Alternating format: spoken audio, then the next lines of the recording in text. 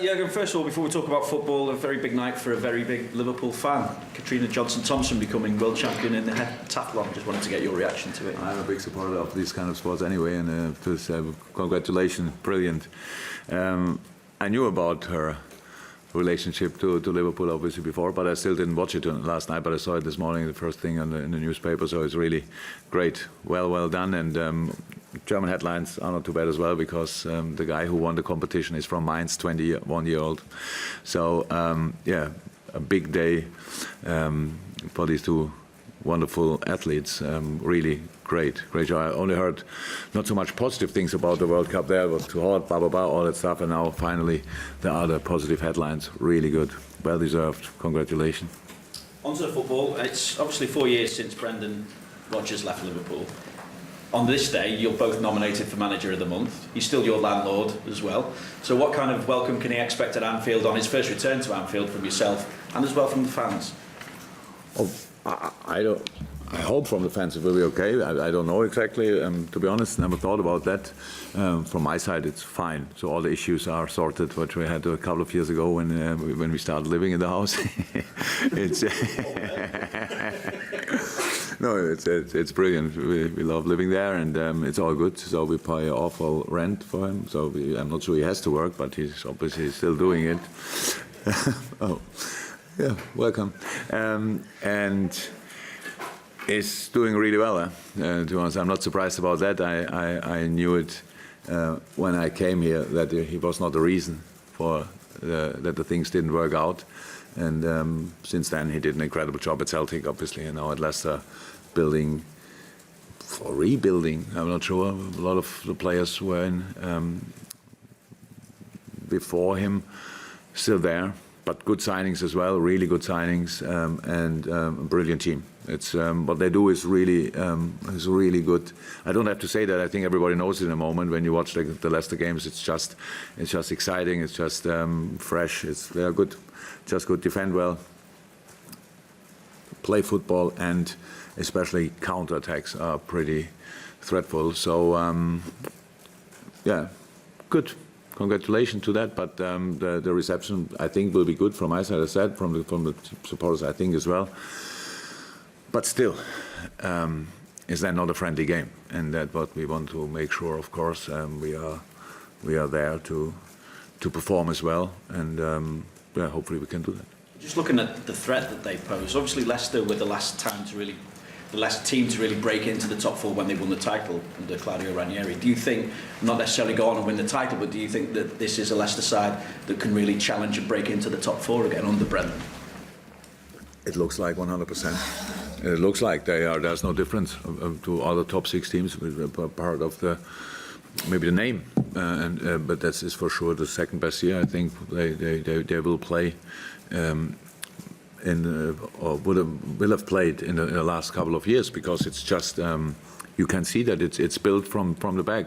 The goalie is still there, no doubt about him. So then the defense really looks solid.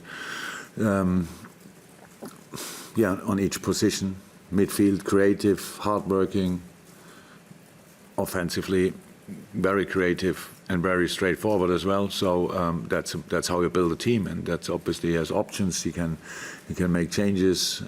Madison was not fit for the last game, so Pratt played. From Pratt, I know him for a long time when he played for I think Anderlecht.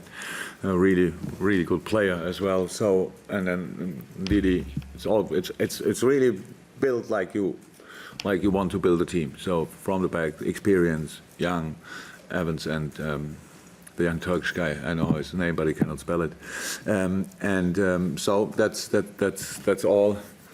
That's just good. What can I say? And of course, it's not forbidden to show up in the top four. Obviously, there's no reservations made, and everybody who is ready for that will fight for it. I'm sure, and they will fight for it until the end.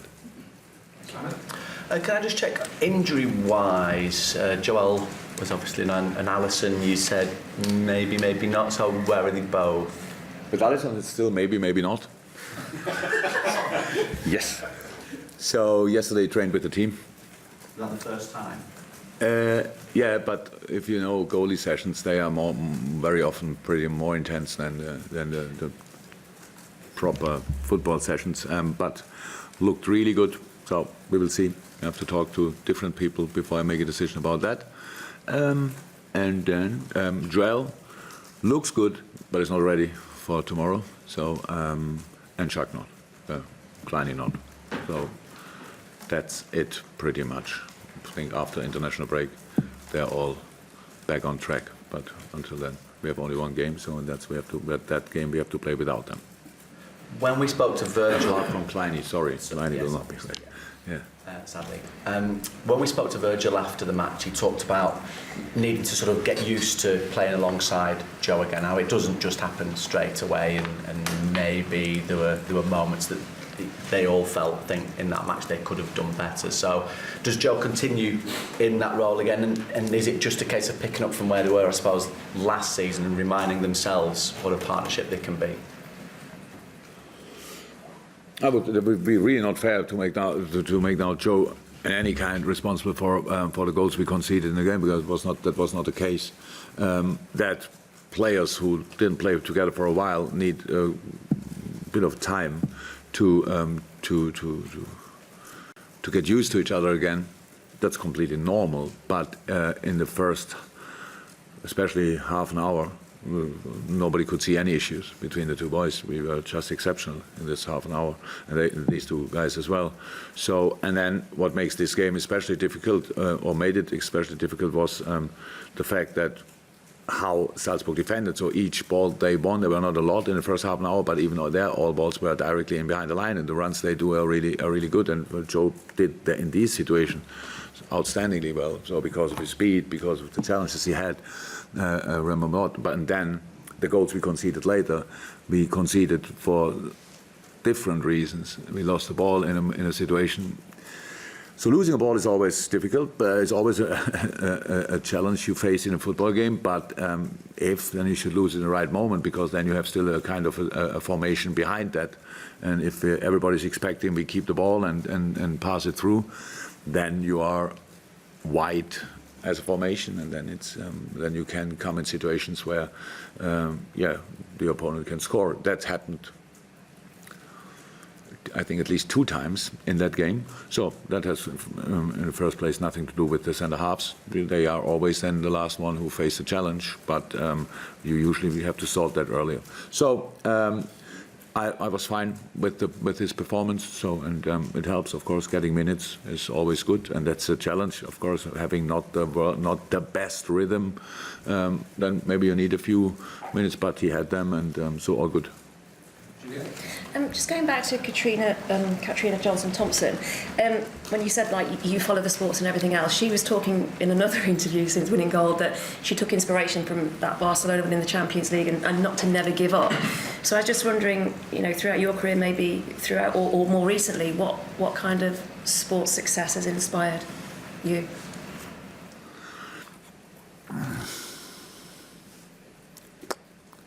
Our Barcelona game as well, to be honest. It was for me the standout moment in the last month. So that it gets normal. Over the years, I got inspired by so many different things. What happened in sport and what these athletes are doing, what they sacrifice to be on the top level, and then especially this kind of sport with having for her 7 really different things to do. I studied sports science, obviously. We did a lot of sports there, and we had to do tennis decathlon, right, in English? So if you have 10, we had to do a decathlon, and that looks really funny in some moments. So, but you cannot. I couldn't have more respect for what they do, because it's so being so focused. We can get a lot out of these things. It's not that you really use it, but as sports people, what we all are, you watch these things, obviously, when you have time for it, when it's not the middle of the night, and you see how they deal with setbacks in the competition, how they bounce back in the next one, how they stay calm when they know it's not my best. This part is not my best skill, maybe, so I have to be calm because I'm better in the 1,000-meter run or whatever. So that's really, so stay focused, use your skills, respect your weaknesses, work on that, but don't get nervous because of them and stuff like that. So many things you can take from these people. It's just incredible, and I really love it. Olympic Games, World Championships, light athletics, I usually watch, but this time I had to sleep while they're happening. Jürgen, Brendan Rodgers certainly getting the best out of Jamie Vardy again. His goal-scoring record stands up to anybody else's, I think, at the moment.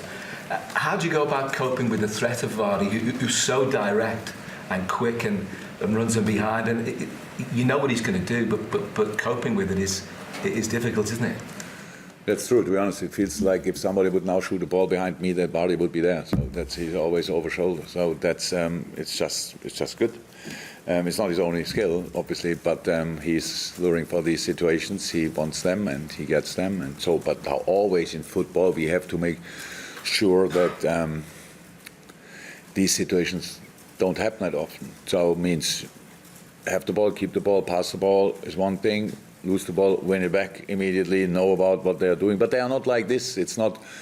They're much more flexible. It's not like the first ball now will be always in behind immediately. It's for that they have two good players in between. The counterattacks look different to the past. I remember when in the year when Leicester became champion, when we played there, we were pretty good. But there was one ball like 5 yards behind the halfway line, and he took it to half volley and was in. So if he scores goals like this, it's difficult to defend him. But in general, he is incredible player. Incredible. Now, meanwhile, for years already, and if he gets the service, then he will be a proper threat. And we have to make sure that will not happen that often. It works in the first place to avoid these passes on the other side. Then we know about his speed, obviously, but it's more about timing. So we need to be in the right moment, in the right place to defend him. There's no alternative to that. We all know about the growing importance of fullbacks in the modern game, and I don't think you'd swap Trent Alexander-Arnold and Andy Robertson for anybody, but Leicester, with Ben Chilwell on the left and Ricardo on the right, they're very much a key part of what they do, and it's really interesting, isn't it? You know, you look at all four of those players, good defenders, but great attackers as well.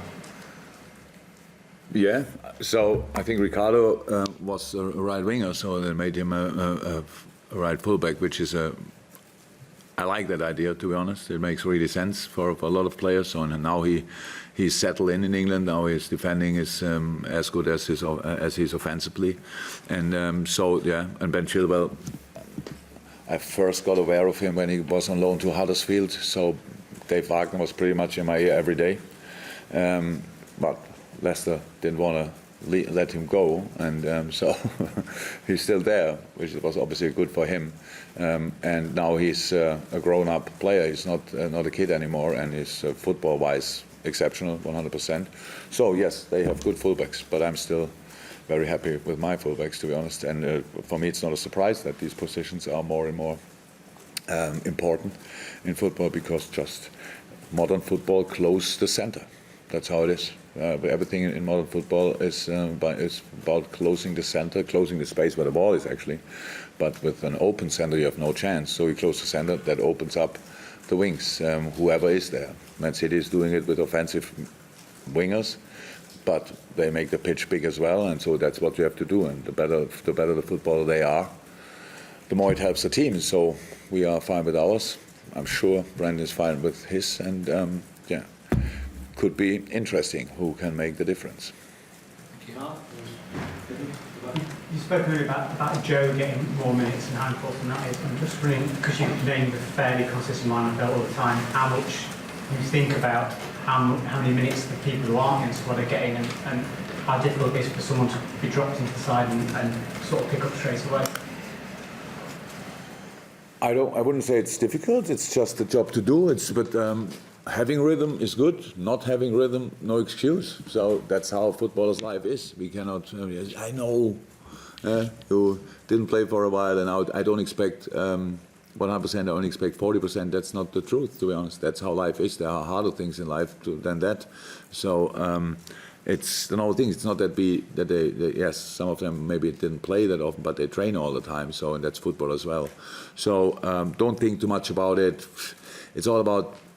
It's very much about your own expectations as well. So to get confidence step by step and winning a challenge, stuff like this, and these moments are in the game. So it's not perfect. Most of the things in life are not perfect, but it's doable, and that's pretty much the only thing I need. So how I said, rhythm good. If not, don't complain. Just do what you always do and perform. That's the job of the boys. I cannot change that. Just on my thing, after Wednesday's game, Salzburg released a video of the coach's half-time team talk, very quick between English and German speaking to players. And just wondering, firstly, would you ever have a video camera in the dressing room, and what would we see if you did? Oh, if LFC TV would put out a video with me in a situation like that, I would leave the club. That's the truth. That's the truth. So that's all I say about that. No, not done yet. We're not done yet. Unless that's been leaving the club. I thought Carl is the last one. I only want to make it more dramatic. It worked. David, you have got something now. We're busy. So no pressure on you now. No, just on Alisson, is it slightly different with goalkeepers than it is to maybe outfield players in terms of your willingness to, when he's just so early back in training, to maybe throw him in? You know, if he trains well today, is he immediately in contention for the weekend? Yeah, it's different with goalkeepers, yes. It's different with Ali maybe, but it's not. We don't. The good thing, Adrian did that well. We don't feel pressure, so that's good. We don't have to rush it or whatever. But we don't. He's training already for I think nearly 10 days. So it's not now, but now team training, it's difficult to have. It's really better most of the time that the little things we can do between the games when we play all 3 days, you don't really need a goalie. Or we have goalies for that, so it's more important that Ali could do than the important stuff from a much higher intensity than it would have been in a five-side or whatever we could do between the games. So, and if yesterday would have been the first session for him in training, we wouldn't, of course, not even think about it. And I don't know if you think about it. I have to talk. I didn't. Mike Gordon is in town, so I had a lot of meetings since he's here, so I couldn't talk yet about the goalie situation to anybody. But I will do that after press conference immediately, and then I call you. Or not. Richard, anything from you? No? And Neil? Thank you very much, guys. Very much. Thank you. Now you can leave. Yes. Thank you very much. Press conference. Yeah.